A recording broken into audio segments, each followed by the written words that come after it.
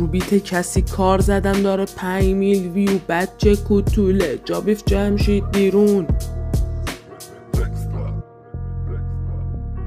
بدون قول میدم بیرون دیستیه تیام انقدر کاراش وایراله انگار ویترینه ترکا میاد بیرون مثل چیف کیف بیب نیست آجی بینتون تاپ تر از ما دیست میدم خراب میشه میون آفتاب پرستا الکی فکر نکن تو هم کسی شده بیا میدم لا دردش مثل هفتخان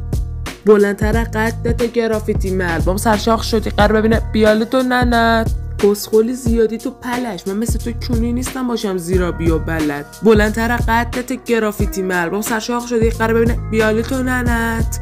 به گات میدم آجی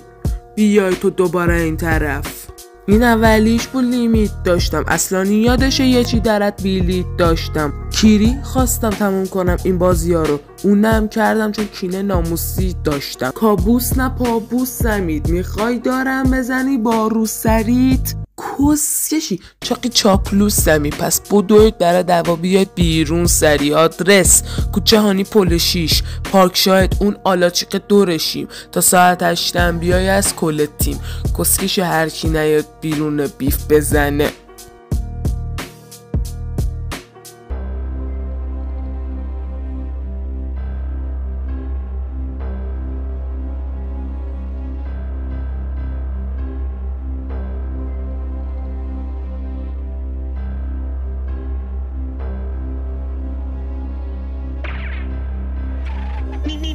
بیت سویچ ولی شخصیت ثابته هنوز همون تیامم همون نابغه حتی شخصیت هم اگه وابره بازم تو محل پلاک رابطه اسم 3 نفر رو میارم که کاملشو خودت میدونی ولی گفتنش واجبه که چرا شده 10 واه خارج بیف این نادره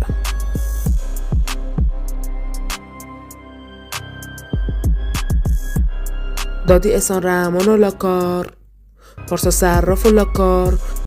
حتی خاصی بدی چاقی پرام و لاکار